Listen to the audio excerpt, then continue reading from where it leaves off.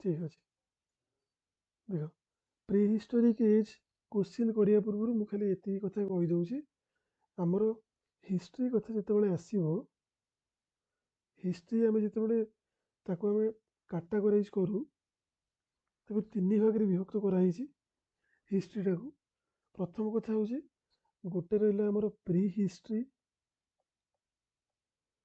आ गोटे होची proto history आ गोटे होची हिस्ट्री तीन भाग रे ताको विभक्त करा हिची प्री हिस्ट्री प्रोटो हिस्ट्री और हिस्ट्री तीनटा को जदि आमे देखिबा प्रथम कथा आसीबो जेतेबेले प्री हिस्ट्री की आमे देखिबा कौनसी गोटे जिनस को आमे इतिहास प्राक इतिहास जो प्रोटो हिस्ट्री आमे जोटा कहूचे सेटा केमिति आमे कहूचे प्रथम कथा होची किसी भी जिनस गोटे पुरातन जिनिस मनकर आम पाखे किसी रिटिन एविडेंस आर्कियोलॉजिकल एविडेंस अच्छी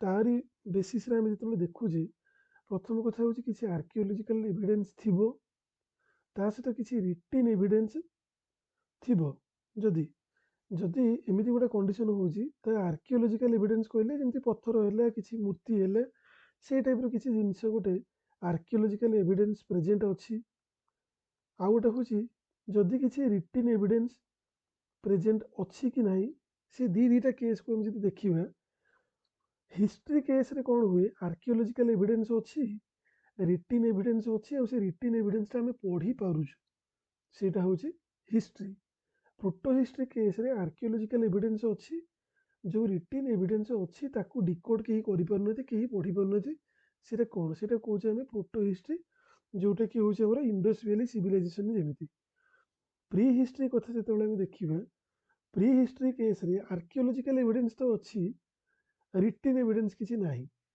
आ जदि एमिति किछि जिनिस अछि जहार आर्कियोलॉजिकल एविडेंस भी नाही रिटिन एविडेंस नाही ताको हमें हिस्ट्री रो कोनोसी पार्ट रे काउंट करि परिबे नाही हैला एति क्लियर समझते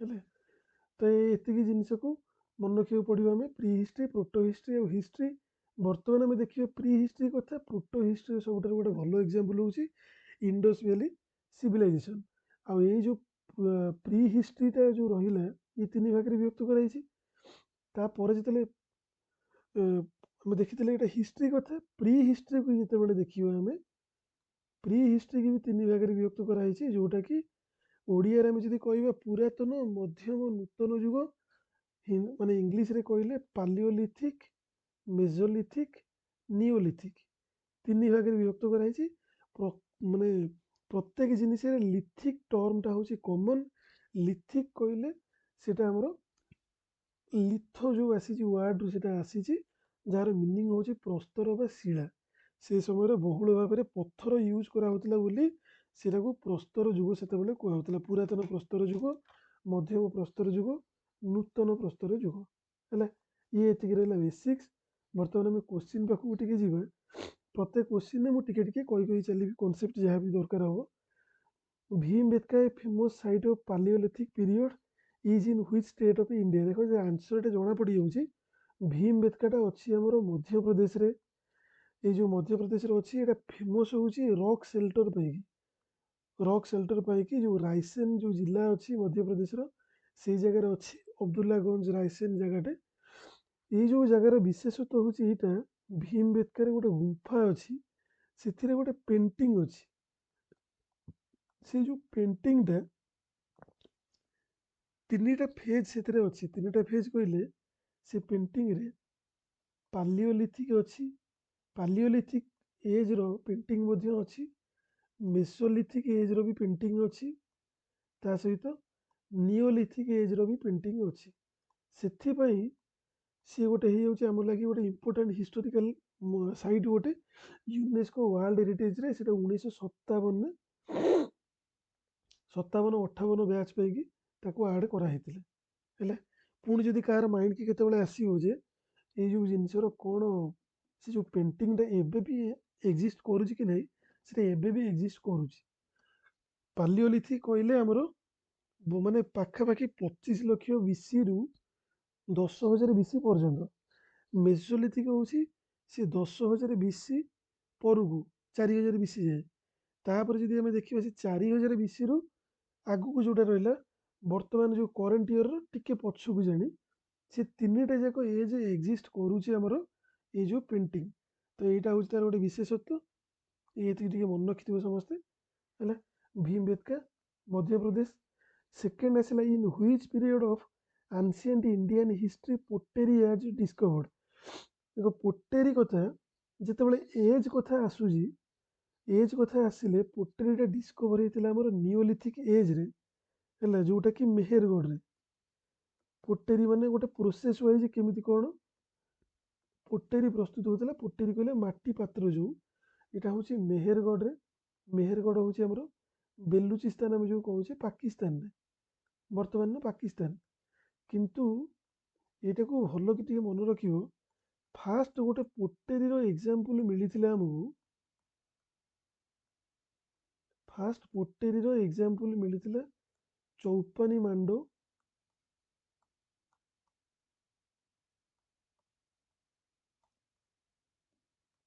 ମଧ୍ୟପ୍ରଦେଶର ହେଲା।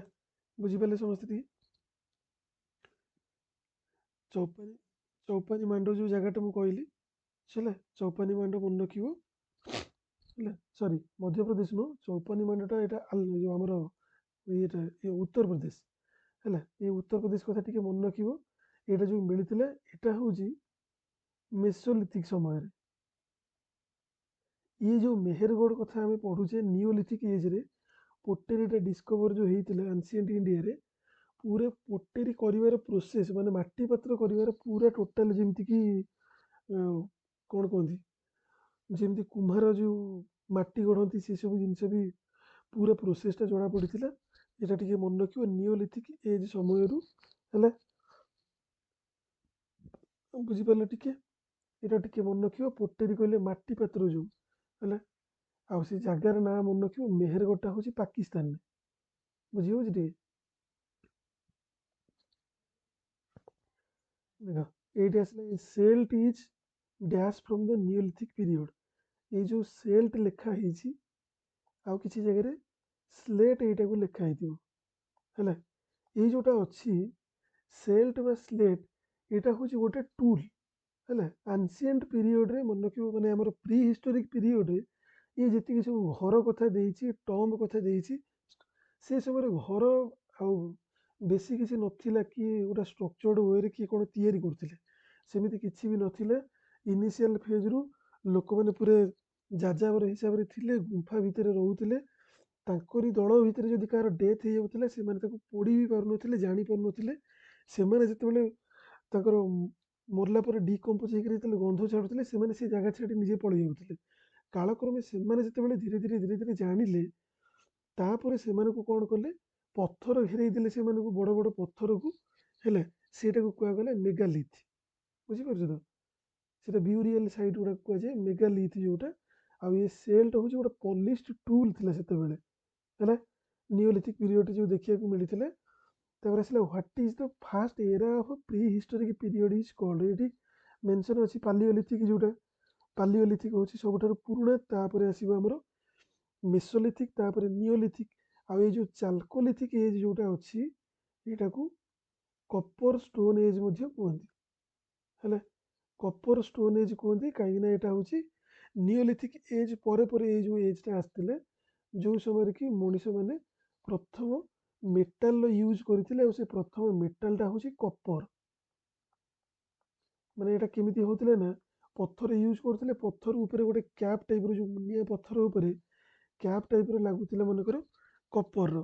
ଧୀରେ ଧୀରେ ସେ ଯେଉଁ କପରର ୟୁଜ୍ ଜାଣିଲେ, ସେଥିପାଇଁ ସେଟାକୁ କପର ଷ୍ଟୋନ୍ ଏଜ୍ ମଧ୍ୟ କୁହାଗଲା। କିଛି କିଛି ବୁଝିପାରୁଛ ତ, ନା ବୁଝି ହେଉନି କିଛି? ବୁଝି ହେଉଛି? ଠିକ୍ ଅଛି।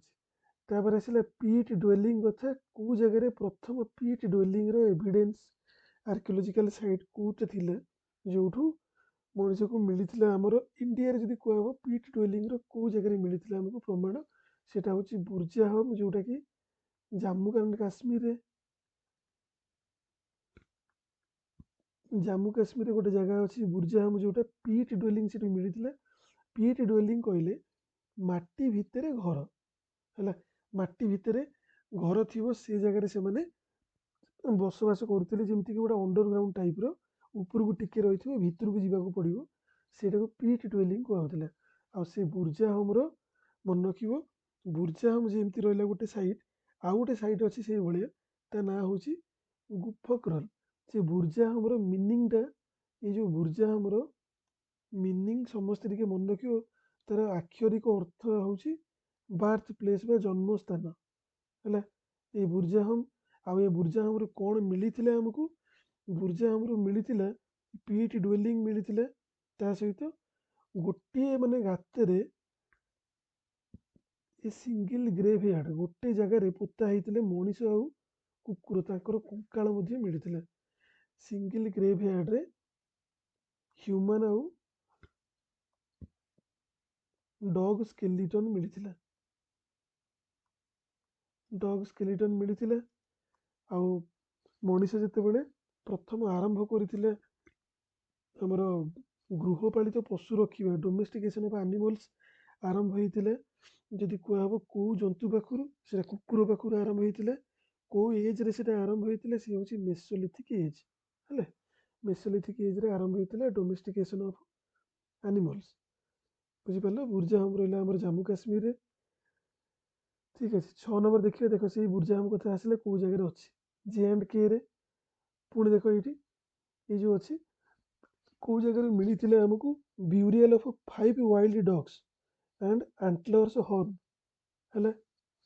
ଏ ଯେଉଁ ଅଛି କେଉଁ ଜାଗାରେ ମିଳିଥିଲା 5ଟା ବଣୁଆ କୁକୁର ଆଉ ଆଣ୍ଟଲର୍ସ ହର୍ନ କହିଲେ ଆମର ଯେଉଁ ହରିଣର ଯେଉଁ ଶିଙ୍ଗଟା କେଉଁ ଜାଗାରେ ମିଳିଥିଲା ସେଇ ଏବେ ଯେଉଁ ଦେଖିଲେ ଦେଖ 2ଟା ଜାଗା କଥା ମୁଁ କହିଲି ଗୋଟେ ହେଉଛି ଆମର ବୁର୍ଜାହୋମ ଆଉ ଗୋଟେ ଗଲା ଆମର ଗୁଫକ୍ରଲ୍ ହେଲା। 2ଟା ଜାଗା ମନେ ରଖିବ କାଶ୍ମୀରରେ ଆମର ଥିଲା ପ୍ରି ହିଷ୍ଟୋରିକ୍ ସାଇଟ୍। ଏ ବୁର୍ଜାହୋମ ଏଇଟା ମଧ୍ୟ ହେଉଛି ଜାମ୍ମୁ କାଶ୍ମୀରରେ। ଗୁଫକ୍ରଲ୍ ଇଏ ମଧ୍ୟ ହେଉଛି ଜାମ୍ମୁ କାଶ୍ମୀରରେ। ଏଇ ଯେଉଁ 2ଟା ଜାଗା ଅଛି ହେଲା 2ଟା ଜାଗାରୁ ମନେ ରଖିବ ଟିକେ ଗୋଟେ ହେଉଛି ଏଇ ଯେଉଁ ଗୁଫକ୍ରଲ୍ରୁ କ'ଣ କ'ଣ ମିଳିଥିଲା ଏଇ ଜାଗାରେ ମିଳିଥିଲା ଆମକୁ ଆନିମଲ୍ ହଜବେଣ୍ଡ୍ରିର ଏକ୍ଜାମ୍ପଲ୍ ମିଳିଥିଲା। ଏଗ୍ରିକଲଚର ଆଉ ଆନିମଲ୍ ହଜବେଣ୍ଡ୍ରି ଚାଷ ଆଉ ଆମର ମାନେ ପଶୁପାଳନର ପ୍ରମାଣ ମିଳିଥିଲା ଗୁଫକ୍ରଲ୍ରୁ। ବୁର୍ଜାହୋମରେ ଏଇ ଯେଉଁ 5 ୱାଇଲ୍ଡ ଡଗ୍ ଯେଉଁ ରହିଲେ ଗୋଟେ ଜାଗାରୁ ମିଳିଥିଲା ତାଙ୍କର କଙ୍କାଳ ତା ସହିତ ଏଇ ଯେଉଁ ହରିଣର ଯେଉଁ ଶିଙ୍ଗ କଥା ସେଇଟା ଆଉ ଗୋଟେ ହେଉଛି ଗୋଟିଏ ଗ୍ରେଭ୍ ୟାର୍ଡ ଗୋଟିଏ ଗାତରୁ ମଣିଷ ତା ସହିତ ରହିଲା ଆମର କୁକୁର ତାର କଙ୍କାଳ ମଧ୍ୟ ମିଳିଥିଲା ଆମକୁ ବୁର୍ଜାହୋମରୁ ହେଲା। ବୁଝିଗଲା ଟିକେ। ଠିକ୍ ଅଛି। ତାପରେ ଆସିଲା ମେହେରଗଡ଼ କଥା। ସେ ମେହେରଗଡ଼ଟା କେଉଁ ଜାଗାରେ ଦେଖ ମେହେରଗଡ଼ ଆମେ ପାକିସ୍ତାନ ଦେଖିଦେଲେ ଦେଖିଦେଲା ପରେ ବର୍ତ୍ତମାନ ଦେଖ ଯେତିକି 4ଟା ଯାକ ଅପସନ୍ ଦେଇଛି ସେ ସବୁ ଯାକ ଅଛି ପାକିସ୍ତାନରେ। ଖାଇବର ପଖ୍ତୁନିଆ ସିନ୍ଧ ପଞ୍ଜାବ ବେଲୁଚିସ୍ତାନ ହେଲା। ସେ ମେହେରଗଡ଼ କଥା ମନେ ରଖିବ ମେହେରଗଡ଼ ହେଉଛି ଆମର ବେଲୁଚିସ୍ତାନରେ ହେଲା। ଏ ବେଲୁଚିସ୍ତାନ କଥା ମନେ ରଖିବ ଏଇ ଯେଉଁ ବେଲୁଚିସ୍ତାନଟାକୁ କୁହାଯାଏ ବ୍ରେଡ୍ ବାସ୍କେଟ୍ ଅଫ୍ ପାକିସ୍ତାନ ହେଲା।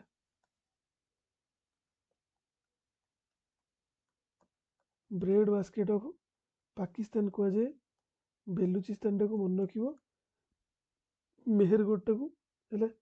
ମେହେରଗଡ଼ ହେଉଛି କେଉଁ ତାର ପ୍ରୋଭିନ୍ସରେ ଆସୁଛି ବେଲୁଚିସ୍ତାନ ପ୍ରୋଭିନ୍ସରେ। ତାପରେ ଆସିଲା ଇନାମଗାଓଟା କେଉଁ ଜାଗାରେ ଅଛି where is the archaeological site Inamgaon situated. ଇନାମଗାଓଟା ହେଉଛି ଆମର ମହାରାଷ୍ଟ୍ରରେ ଇନାମଗାଓ। ଆଉ ଗୋଟେ ଅଛି ଆମର ଡାଇମାବାଦ ଇଏ ସବୁ ହେଉଛି ଆମର ମହାରାଷ୍ଟ୍ରରେ ହେଲା। ଯଦି ଆମେ ସାଇଟ୍ ଗୁଡ଼ାକ ଦେଖିବା ଅତିରାପକ୍କମ କଥା ଯଦି ଦେଖିବା ଅତିରାପକ୍କମ ଯେଉଁଠୁ ଇଣ୍ଡିଆର ସବୁଠାରୁ ପୁରୁଣା ଟୁଲ୍ ଆମକୁ ଯେଉଁଠି ମିଳିଥିଲା ଅତିରାପକ୍କମ ହେଉଛି ଆମର ତାମିଲନାଡ଼ୁ। ସେଇ ଯେଉଁ ଚୌପାନୀ ମାଣ୍ଡ କଥା କହୁଥିଲି ସେଇଟା ହେଉଛି ଆମର ୟୁପିରେ ହେଲା। ସେମିତି ଯଦି କୋଲ୍ଡିଆ କଥା କୁହାହେବ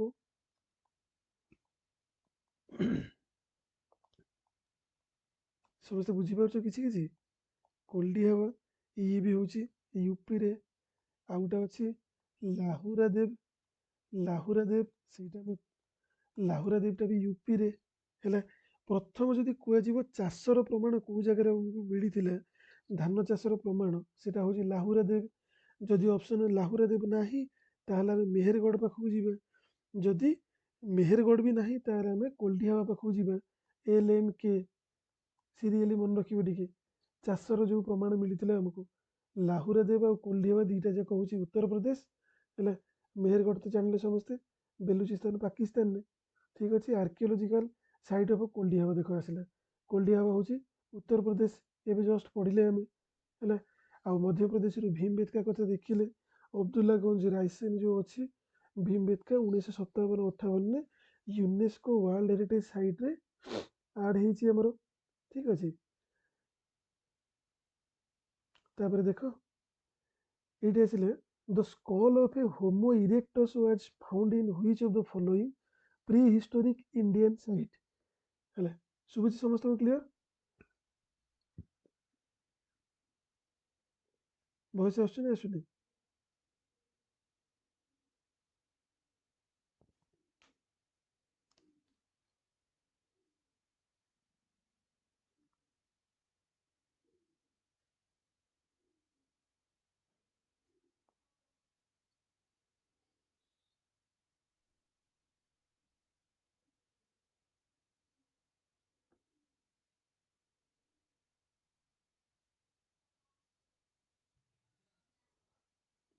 ଠିକ୍ ଅଛି, ଠିକ୍ ଅଛି। ଦେଖ এই ଯେଉଁ ହୋମୋ ଇରେକ୍ଟସ୍ର ଯେଉଁ କୋଶ୍ଚିନ୍ଟା ଅଛି ଯେଉଁଟା, ହେଲେ ସମସ୍ତଙ୍କୁ ଶୋ କରୁଛି ଏଇଟା ତ?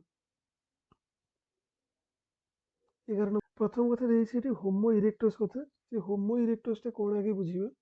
ହୋମୋ ସାପିଏନ୍ସ ଯେତେବେଳେ ଆସିଥିଲେ ଆମର, ମଣିଷ ଯେତେବେଳେ କାଳକ୍ରମେ ନୃବାନରରୁ ଯେତେବେଳେ ଯାଇକରି ହୋମୋ ସାପିଏନ୍ସରେ ପହଞ୍ଚିଲେ, ହୋମୋ ଇରେକ୍ଟସ୍ ଗୋଟେ ଷ୍ଟେଜ୍ ଥିଲା ଯେତେବେଳେ ପ୍ରଥମ ହେଉଛି ମଣିଷମାନେ ସେଇ ଯେଉଁ ଜନ୍ତୁଟା ଯାହାର କି ସିଧା ମେରୁଦଣ୍ଡ, ଯେଉଁ ଜନ୍ତୁଟା ପ୍ରଥମ ଥର ଯେଉଁ ଦେଖିବାକୁ ମିଳିଥିଲା, ଯାହାର ମେରୁଦଣ୍ଡ ହେଉଛି ସିଧା, ସେଟା କୁହାହେଉଥିଲା ହୋମୋ ଇରେକ୍ଟସ୍। ସେ ହୋମୋ ଇରେକ୍ଟସ୍ଟା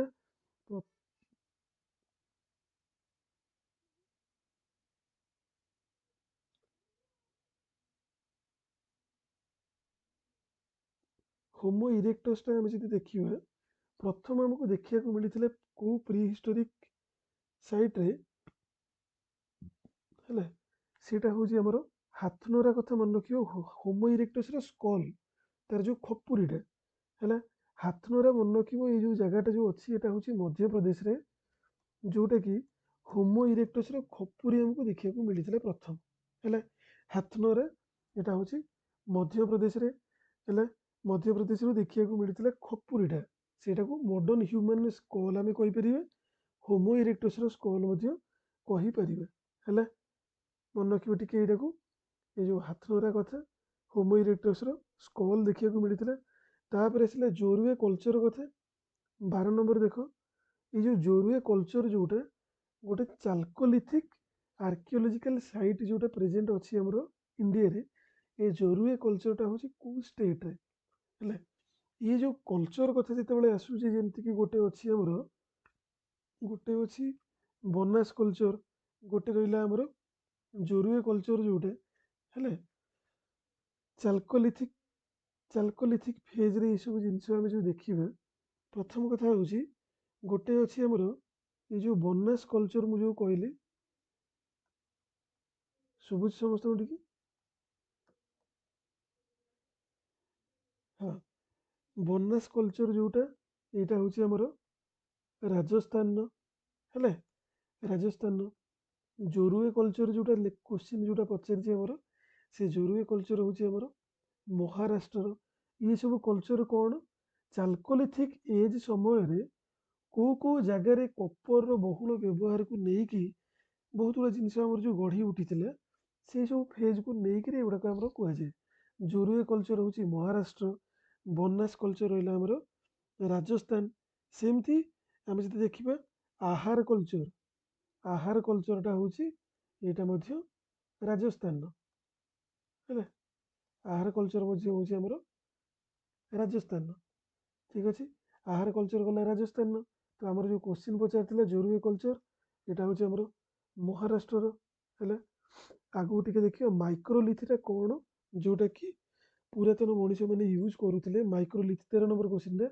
ମାଇକ୍ରୋଲିଥ୍ ହେଉଛି ଯେମିତି ଆମେ ଦେଖିଲେ ଟୁଲ୍ ଗୁଡ଼ାକ ଆମର ଯେଉଁ ୟୁଜ୍ କରୁଥିଲେ ମଣିଷ ଯେତେବେଳେ ପ୍ରଥମ ଯେତେବେଳେ ଆସିଥିଲେ, ପ୍ରଥମ ମଣିଷ ଯେଉଁ ଆଦି ମାନବ ଆମେ ଯେଉଁଟା କହୁଛେ ନୃବାନର ଯେତେବେଳେ ଥିଲା, ସେତେବେଳେ ମଣିଷ ବଡ଼ ବଡ଼ ପଥର ୟୁଜ୍ କରୁଥିଲେ ନିଜର କ୍ଷୁଧା ମେଣ୍ଟାଇବା ପାଇଁ, ଶିକାର କରିବା ପାଇଁକି ପଶୁପକ୍ଷୀକି ପକାଉଥିଲେ। ତାପରେ କାଳକ୍ରମେ ପଥରର ସାଇଜ୍ ଧୀରେ ଧୀରେ କମି କମି ଗଲା। ମଣିଷ ଯେତେ ଆଗକୁ ବଢ଼ି ବଢ଼ି ଗଲା ପଥରର ସାଇଜ୍ କମି କମି ଗଲା। ତାପରେ ଗୋଟେ ସମୟ ଆସିଲା ମଣିଷ ଯେତେବେଳେ ଛୋଟ ଛୋଟ ପଥର ଗୁଡ଼ାକ ୟୁଜ୍ କଲେ। ଲିଥ୍ କହିଲେ ଷ୍ଟୋନ୍, ମାଇକ୍ରୋ କହିଲେ ଛୋଟ, ହେଲା। ସେ ମାଇକ୍ରୋ ଲିଥ୍ ଯେଉଁଟା ସେଟାକୁ ସମସ୍ତେ ଟିକେ ମନେ ରଖିବ। ମାଇକ୍ରୋ ଲିଥ୍ ହେଉଛି ଗୋଟେ ଷ୍ଟୋନ୍ ଟୁଲ୍ସ, ହେଲା। ମାଇକ୍ରୋ ଲିଥ୍ ହେଉଛି ଷ୍ଟୋନ୍ ଟୁଲ୍ସ ଗୁଡ଼ାକ ଯାହାର ସାଇଜ୍ ଥିଲା ବହୁତ ଛୋଟ, ସେଟା ହେଉଛି ଟୁଲ୍ ମାଇକ୍ରୋ ଲିଥ୍ଟା। ଆଉ ଯେତେବେଳେ ମେଗାଲିଥ୍ କଥା ଦେଖିବା, ମେଗାଲିଥ୍ ମେଗାଲିଥ୍ ହେଉଛି ବହୁତ ବଡ଼ ବଡ଼ ପଥର ଏମିତି ଗୋଟେ ଷ୍ଟ୍ରକ୍ଚରରେ, ମାନେ ଦୁଇଟା ପଥର ଥୁଆ ହେଇଥିବ, ତା ଉପରେ ଗୋଟେ ବଡ଼ ପଥରଟେ ଥୁଆ ହେଇଥିବ। ୟା ଭିତରେ ଯେଉଁ ହେଇଗଲା ଗୋଟେ ଗୁମ୍ଫା ଟାଇପ୍ର, ସେ ଜାଗାରେ ମଣିଷ ଯେତେବେଳେ ମରିଯାଉଥିଲା ତାକୁ ସେ ଜାଗାରେ ସେତେବେଳେ ତ ପୋଡ଼ିବା କିଛି କଲଚର ନଥିଲା, ତା ଭିତରେ ସେମାନଙ୍କୁ ଥୋଇ ଦେଉଥିଲେ, ହେଲା। ମାନେ ଦୁଇଟା ପଥର ମଝିରେ ଥୋଇକି ତା ଉପରେ ଗୋଟେ ବଡ଼ ପଥରଟେ ରଖିଦେଉଥିଲେ, ଗୋଟେ ବ୍ୟୁରିଆଲ ସାଇଟ୍କି ବୁଝାଉଥିଲେ ମେଗାଲିଥ୍। ଏଇଟା ହେଉଛି ମାଇକ୍ରୋଲିଥ୍, ଯେଉଁଟାକି ଛୋଟ ଟୁଲ୍ସ ଗୁଡ଼ାକ ଥିଲା ଯେଉଁଟାକି ଷ୍ଟୋନ୍ରେ ତିଆରି, ହେଲା। ତାପରେ ଆସିଲା କ୍ରୋନୋଲୋଜିକାଲ ସିକ୍ୱେନ୍ସ। ଯଦି ଦେଖିବା ପ୍ରି ହିଷ୍ଟୋରିକ୍ ପିରିୟଡ଼ରେ ଆମେ ଯଦି ଦେଖିବା ଯେଉଁ ସିକ୍ୱେନ୍ସଟା, ଏବେ ଆମେ ପଢ଼ୁଥିଲେ ପାଲିଓଲିଥିକ୍, ତାପରେ ମେସୋଲିଥିକ୍, ତାପରେ ନିଓଲିଥିକ୍। ଆଗେ ହେଉଛି ପୁରାତନ ପ୍ରସ୍ତର ଯୁଗ, ତାପରେ ମଧ୍ୟମ ପ୍ରସ୍ତର ଯୁଗ, ତାପରେ ନୂତନ ପ୍ରସ୍ତର ଯୁଗ। ତ ଏଇଟା ହେବ କରେକ୍ଟ ସିକ୍ୱେନ୍ସ ଆମର 14 ନମ୍ବରଟା। ଶୁଣିପାରୁଛନ୍ତି ସମସ୍ତେ ଟିକେ?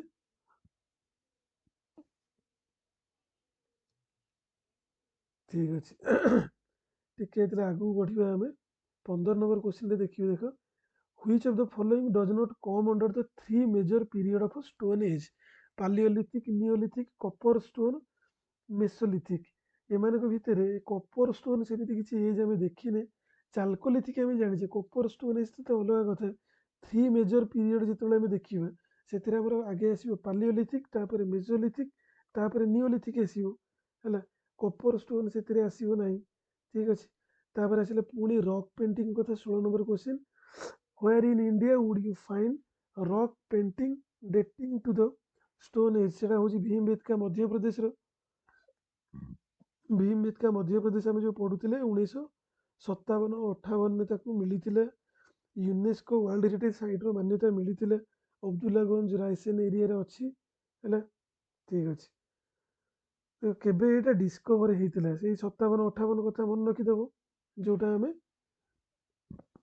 ସରି 57-58 ସେଟା ୟୁନେସ୍କୋରେ ଆଡ଼୍ ହେଇନଥିଲା। ୟୁନେସ୍କୋ ୱାର୍ଲଡ ହେରିଟେଜ ସାଇଟ୍ ତ ଇଣ୍ଡିଆରେ ଆରମ୍ଭ ହେଇଥିଲା ପରେ, ଆମର 1983 ପରକୁ ସେଟା ଡିସ୍କଭର କରାହେଇଥିଲା 57-58, ହେଲା। 57-58 ସେଟା ଆମକୁ ଡିସ୍କଭର କରାହେଇଥିଲେ। ଆମର ଯେଉଁ ଭୀମବେଟକା କେଭ୍ଟା, ସେଟାକୁ ଆମର ଜଣେ ଡିସ୍କଭର କରିଥିଲେ VS ୱାକାଙ୍କର, ମନେ ରଖିକି ତାଙ୍କ ନାଁଟା, 1957, ହେଲା। ଭୀମବେଟକା କେଭ୍ ମଧ୍ୟପ୍ରଦେଶ। ଦେଖ ସେଇ କ୍ୱେଶ୍ଚିନ୍ ରିପିଟ୍ ହେଇ ଚାଲିଛି ଆମର। ଭୀମବେଟକା କେଭ୍ଟା କେଉଁଠି ଅଛି? ମଧ୍ୟପ୍ରଦେଶ। ତାପରେ ରକ୍ ସେଲ୍ଟର ଅଫ୍ ଭୀମବେଟକା କ'ଣ ପାଇଁକି ଫେମସ୍? এই ଜାଗାରେ ଯଦି ଦେଖିବା ଆମେ, ହେଲା, ଗୋଟେ ଅଛି traces of painting during Maurya dynasty, ଏଇଟା ବି ହେବନି। Traces of sculptures of Mughal, ये भी हेनी। Traces of the early Dravidian period, ये भी हेनी। Traces of the earliest sign of human life on Indian subcontinent, है से जिनस आमको देखा मिलता ये जो पेंटिंग जो अच्छी भीमबेटका रॉक सेल्टर रे, जोटा कि मनीष मान कथा दर्शे पुराणा काल में केमी कौन थे से मैंने, है ना कि एवेका समय मौर्य कि मुगल कि द्राविड़ पीरियड, ठीक अच्छे। भीमबेटका केव्टा जदि आम कनसीडर करिबा केते वर्ष हम सेटा पुराणा, पाखापाखि केते पुराणा हम जदि देखिबा आमे भीमबेटका केव्टा को 1000, 5000, 30,000 ना 300 वर्ष पुराणा, पाखापाखि 30,000 वर्ष हम पुराणा, है। जेहेतु आम बहुत पुराणा बोली कनसीडर करूँ, पाखापाखि तार एजटा 30,000 वर्ष पुराणा हम बोली आम कौन करुचे, अनुमान करुचे। आ जोटा कि तीनटा फेज जाक रही माने मेंटेन ही रही, पालियोलिथिक, मेसोलिथिक, तापर नियोलिथिक, तीनटा जाक फेज आमर रही मेंटेन होकर रही। तापर आसिले ପ୍ରଥମ ମଣିଷ ଯେତେବେଳେ ଆମର ଚକାର ୟୁଜ୍ କରିଥିଲେ, ହୁଇଲ୍ସ, ପ୍ରଥମ ଯେଉଁ ଚକା ଯେଉଁଟା ମଣିଷ ୟୁଜ୍ କରିଥିଲେ ଯେତେବେଳେ, ସେତେବେଳେ ସେ ଚକା ଏଠି ତ ଦେଇଛି କ'ଣ ପାଇଁକି ମାନେ କେଉଁଥିରେ ତିଆରି। ମୁଁ ଏବେ କ୍ୱେଶ୍ଚିନ୍ ଯଦି କରିବି ଯେ କ'ଣ ପାଇଁକି ମଣିଷ ସେ ଚକାଟା ୟୁଜ୍ କରୁଥିଲେ ସେତେବେଳେ, ହେଲେ ପ୍ରଥମ କଥା ହେଉଛି ସେତେବେଳେ ବଡ଼ ବଡ଼ ଚକା ଗୁଡ଼ାକ ଯେଉଁ ମିଳୁଥିଲା ସେତେବେଳେ ସେ ସବୁ ତିଆରି ଥିଲା କାଠରେ। ହେଲେ କାଠର ସେ ଯେଉଁ ଚକାଟାକୁ ମଣିଷ କ'ଣ ପାଇଁକି ୟୁଜ୍ କରୁଥିଲା, ସେଟା ମଲ୍ଟିପର୍ପଜ୍ ପାଇଁ ୟୁଜ୍ କରୁଥିଲା। ସେଇଆକୁ ନେଇକି ସେମାନେ ଟ୍ରାନ୍ସପୋର୍ଟେସନ୍ ପାଇଁକି ବି ମାନେ ୟୁଜ୍ କରୁଥିଲେ ତାକୁ। ବଡ଼ ବଡ଼ ଚକା ଗୁଡ଼ାକ ଗଡ଼େଇ ଗଡ଼େଇ ଗଡ଼େଇ ଗଡ଼େଇ ଯାଉଥିଲେ। ସେଥିରେ କିଛି ଜିନିଷ ଯଦି ଚାହୁଁଥିଲେ ସେମାନେ ନଦୀକିରି ନେବା ପାଇଁକି ତାକୁ ବି ନେଇପାରୁଥିଲେ। ଚକର ଯେଉଁ ଆକ୍ସିସ୍ ନଥାଏ କି, ଏଇ ଯେଉଁଟା ଅର ଯେଉଁ ଥାଏ ଯେମିତି ବଡ଼ ବଡ଼ ଚକା ଯଦି ଦେଖିବେ ଶଗଡ଼ ଚକା ଯେମିତି, ହେଲେ ତ ସେ ପୁରା ତ ଏବେକାର ଚକା ଯେମିତି ସେତେବେଳେ ସେଇଭଳିଆ ନଥିଲା, କିନ୍ତୁ ସେଇଟାକୁ ସେମାନେ ପ୍ରଥମେ ଯେଉଁ ୟୁଜ୍ କରୁଥିଲେ ସେଇଟା କେଉଁଥିରେ ଥିଲେ ତିଆରି, କାଠରେ ଥିଲେ ତିଆରି। ହେଲେ ମାଟିର ଯେଉଁ ଚକା ଗୁଡ଼ାକ ସିଏ ଆସିଲା ପରେ, ମାନେ ଯେମିତି କୁମ୍ଭାର ଚକ ଯେଉଁଟା ଆମର ମାଟି ପାତ୍ର ତିଆରି କରିବା ପାଇଁ, ସେଇଟା ପରେ ଆସିଲା। ହେଲେ ଏ ହୁଇଲ୍ ଗୁଡ଼ା ଟିକେ ମନେ ରଖିବ, ପ୍ରଥମ ଯେଉଁଟା ଦେଖିବାକୁ ମିଳିଥିଲା କେଉଁଥିରେ ତିଆରି, ଏଟା ଇଏ ହେଉଛି ଆମର କାଠରେ ଥିଲା। ହେଲେ ତ ଏତିକି ରହିଲା କୋଶ୍ଚିନ୍ ଗୁଡ଼ାକ। କିଛି କିଛି ମାତ୍ରାରେ ସମସ୍ତେ ବୁଝିପାରିଲେ ଯେତିକି କୋଶ୍ଚିନ୍ ଆମେ ଦେଖିଲେ ପ୍ରିଭିୟସ୍ ଇୟର୍ କୋଶ୍ଚିନ୍ ଗୁଡ଼ା ସବୁ। ହେଲେ ଠିକ୍ ଅଛି, ତ ବର୍ତ୍ତମାନ ଆମେ ଆଉ ଟିକେ କିଛି ଜିନିଷ ଯଦି ରିଭାଇଜ୍ ବି କରିଦେବା। ହେଲେ ଯେମିତି ମୁଁ କହୁଥିଲି ଜେ ଆଣ୍ଡ କେ କଥା, ଜେ ଆଣ୍ଡ କେରୁ ଆମକୁ ଦୁଇଟା ଜାଗା ଦେଖିଲେ ଆମେ, ଗୋଟେ ଗଲା ଗୁଫାକ୍ରଲ, ଆଉ ଗୋଟେ ଗଲା ଆମର ବୁର୍ଜାହମ୍। ସେ ବୁର୍ଜାହମ୍ର ମିନିଂ ରହିଲା, ବୁର୍ଜାହମ୍ର ମିନିଂ ହେଉଛି ବାର୍ଥ ପ୍ଲେସ୍ ବା ଜନ୍ମସ୍ଥାନ। ହେଲା, ବାର୍ଥ ପ୍ଲେସ୍ ବା ଜନ୍ମସ୍ଥାନ, ଯେଉଁଟାକି ଆମର ସେଇ ଜାଗାରୁ ଆମକୁ 3-4ଟା ଜିନିଷ ମିଳିଥିଲେ। ମାନେ ଗ୍ରେଭ୍ ୟାର୍ଡ଼ ମିଳିଥିଲେ, ପିଟ୍ ଡ୍ୱେଲିଂ ଯେଉଁଟା ମାଟି ତଳେ ଘର ସେଇଟା ମିଳିଥିଲା। ସେ ଜାଗାରୁ ପ୍ରମାଣ ମିଳିଥିଲା ବୁର୍ଜାହମ୍ରୁ ଆମର ଫିସେରୀ ଆଉ ହଣ୍ଟିଂର। ହେଲା, ସେଇ ଜାଗାରେ ଯେମିତି ଜଣାପଡ଼ୁଥିଲା ଯେ ଏଇ ଜାଗାରେ ଲୋକ ଶିକାର କରୁଥିଲେ, ତାର ବି ପ୍ରମାଣ ମିଳିଥିଲେ। ଆଉ ଗୋଟିଏ ଗ୍ରେଭ୍ ୟାର୍ଡ଼ରେ ମଣିଷ କୁକୁରର କଙ୍କାଳ ଦେଖିବାକୁ ମିଳିଥିଲେ। କୁକୁର କଥା ଆମେ ବୁଝିଲେ, କୁକୁର ହେଉଛି ଫାଷ୍ଟ ଡୋମେଷ୍ଟିକେଟେଡ୍ ଆନିମଲ୍ ଥିଲା ମେସୋଲିଥିକ୍ ଏଜ୍ରେ, ତାର ପ୍ରମାଣ ମିଳିଥିଲେ। ହେଲେ ତାପରେ ଯଦି ଆମେ ଆଉ ଗୋଟେ କଥା ଦେଖିବା, ପ୍ରଥମ ଯେଉଁ ଥିଲା ଯେତେବେଳେ ପାଲିଓଲିଥିକ୍ ଏଜ୍ରେ ମଣିଷ ଯେଉଁ ପଥର ଯେଉଁ ୟୁଜ୍ କରୁଥିଲା ସେଇଟା କେଉଁ ଟାଇପ୍ର ପଥର ଥିଲେ ପାଲିଓଲିଥିକ୍ ଏଜ୍ରେ? ମେନଲି ସେଇଟା ଥିଲା ଆମର କ୍ୱାର୍ଜାଇଟ୍। ହେଲେ ବୁଝିପାରିଲ, କ୍ୱାର୍ଜାଇଟ୍ରେ ତିଆରି ଥିଲା ସେଇଟା। ସେଥିପାଇଁ କି ସେ ସମୟରେ ଲୋକମାନଙ୍କୁ କ୍ୱାର୍ଜାଇଟ୍ ମେନ୍ ମଧ୍ୟ କୁହାଯାଉଥିଲେ। ହେଲା, ଆଉ ଏବେ ଆମେ ଯେଉଁ ଦେଖିଲେ ହାଥନରା କଥା ପଢ଼ୁଥିଲେ, ହାଥନରା ଯେଉଁ ମଧ୍ୟପ୍ରଦେଶରେ ଅଛି, ଯେଉଁଠିକି ହୋମୋ ଇରେକ୍ଟସର ସ୍କଲ୍ ମିଳିଥିଲା ପ୍ରମାଣ ଆମକୁ। ହେଲା, ସେ ହାଥନରାଟା ହେଉଛି ଆମର ମଧ୍ୟପ୍ରଦେଶରେ। ବୁଝିଗଲା, ସେମିତି ଯଦି ଦେଖିବା ପ୍ରଥମ କେଉଁ ଜାଗାରେ ମିଳିଥିଲେ ଆମକୁ ଡୋମେଷ୍ଟିକେସନ୍ ଅଫ୍ ଆନିମଲ୍ସ, ପ୍ରଥମ ଗୃହପାଳିତ ପଶୁର ପ୍ରମାଣ କେଉଁ ଜାଗାରୁ ଆମକୁ ମିଳିଥିଲା? ଫାଷ୍ଟ ଡୋମେଷ୍ଟିକେସନ୍ ଅଫ୍ ଆନିମଲ୍ସ, ତାର ଏଭିଡେନ୍ସ ଯଦି ଆମେ ଦେଖିବା, ଫାଷ୍ଟ ଡୋମେଷ୍ଟିକେସନ୍ ଅଫ୍ ଆନିମଲ୍ସ ତାର ଏଭିଡେନ୍ସଟା ଆମକୁ ମିଳିଥିଲା କେଉଁ ଜାଗାରୁ? ବାଗୋର। ବାଗୋରଟା ହେଉଛି ଆମର ରାଜସ୍ଥାନରେ। ହେଲା, ବାଗୋର ରାଜସ୍ଥାନରେ ମିଳିଥିଲା। ସେକେଣ୍ଡ ଏଭିଡେନ୍ସ, এটা ଗଲା ଫାଷ୍ଟ ଏଭିଡେନ୍ସ। ସେକେଣ୍ଡ ଏଭିଡେନ୍ସ ଯେତେବେଳେ ଦେଖିବା, ସେକେଣ୍ଡ ଏଭିଡେନ୍ସ ହେଉଛି ଆମର ଆଦମଗଡ଼। ଏ ଆଦମଗଡ଼ଟା এটা ହେଉଛି ଆମର ମଧ୍ୟପ୍ରଦେଶରେ, ଆଦମଗଡ଼ ମଧ୍ୟପ୍ରଦେଶ। ବାଗୋର ଗଲା ରାଜସ୍ଥାନରେ, ଫାଷ୍ଟ ଏଭିଡେନ୍ସ। ହେଲେ ତାପରେ ଯେତେବେଳେ ଆମର ଏଇ ଯେଉଁ ସ୍କଲ୍ ସ୍କେଲିଟନ୍ କଥା ଆସୁଛି, ମଣିଷମାନଙ୍କର କଙ୍କାଳ କଥା ଯେଉଁ ଆସୁଛି, ପ୍ରଥମ ଆମକୁ ସ୍କଲ୍ର ମିଳିଲା ଏଭିଡେନ୍ସ। ଫାଷ୍ଟ ସ୍କଲ୍ର ଏଭିଡେନ୍ସ ମିଳିଲା ଆମକୁ, ଫାଷ୍ଟ ସ୍କଲ୍ର ଏଭିଡେନ୍ସ ମିଳିଲା ଆମକୁ ହାଥନରାରୁ। ଏ ହାଥନରା ଯେଉଁ ଜାଗାଟା, ହାଥନରାଟା ହେଉଛି ମଧ୍ୟପ୍ରଦେଶରେ। ସେମିତି এটা ଗଲା ଖପୁରୀ କଥା, କେବଳ ମଣିଷର ଖପୁରୀ।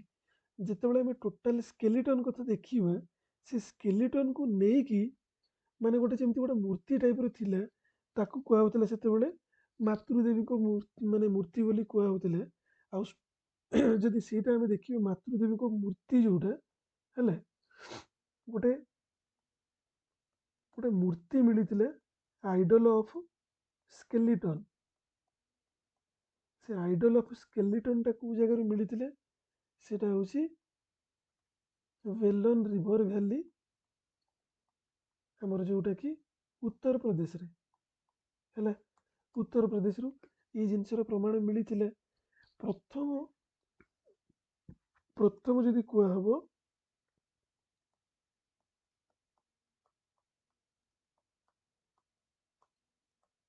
ମଣିଷ ହାଡ଼ରେ ତିଆରି ଟୁଲ୍ସ ଗୁଡ଼ାକ କେଉଁଠୁ ମିଳିଥିଲା, ସେ ସବୁ ମିଳିଥିଲା ଆମକୁ ମିର୍ଜାପୁର ଉତ୍ତରପ୍ରଦେଶରୁ ହେଲା। ବୁଝିହେଲା ଟି। ଆଉ ପ୍ରଥମ ଡୋମେଷ୍ଟିକେସନ୍ ଆନିମଲ୍ସ, ଆମେ ତ ଡୋମେଷ୍ଟିକେସନ୍ର ପ୍ରମାଣ ତ ବୁଝିଗଲେ। ଫାଷ୍ଟ କେଉଁ ଆନିମଲ୍କୁ ମଣିଷ ଡୋମେଷ୍ଟିକେଟ୍ କରିଥିଲେ ସିଏ ହେଉଛି ଆମର ଡଗ୍ ହେଲା। ସିଏ ହେଉଛି କୁକୁର। ଆମର ଶୁଭୁଛି ସମସ୍ତଙ୍କୁ କ୍ଲିଅର? ଠିକ୍ ଅଛି ହେଲା।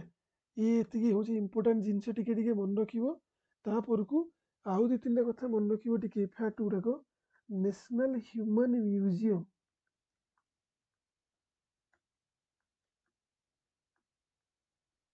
ନ୍ୟାସନାଲ୍ ହ୍ୟୁମାନ୍ ମ୍ୟୁଜିୟମ୍ଟା এটা କେଉଁ ଜାଗାରେ ଅଛି? ନ୍ୟାସନାଲ୍ ହ୍ୟୁମାନ୍ ମ୍ୟୁଜିୟମ୍ଟା এটা ହେଉଛି ଆମର ଭୋପାଳରେ ହେଲା। ବୁଝିଲେ? ନ୍ୟାସନାଲ୍ ହ୍ୟୁମାନ୍ ମ୍ୟୁଜିୟମ୍ଟା ଆମର ଭୋପାଳରେ ଅଛି। ତା ଆଗକୁ ଯଦି ଦେଖିବା ଆମେ,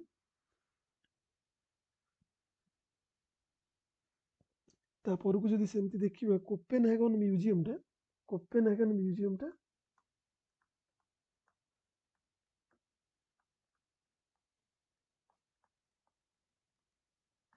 এটা ଅଛି ଆମର ଡେନମାର୍କରେ ହେଲା। ଇଏ ଏତିକି ରହିଲା ଆମର ଜାଣି ଇମ୍ପୋର୍ଟାଣ୍ଟ ଜିନିଷ ଯାହା ବି ପ୍ରି ହିଷ୍ଟୋରିକ୍ ଫେଜ୍ର।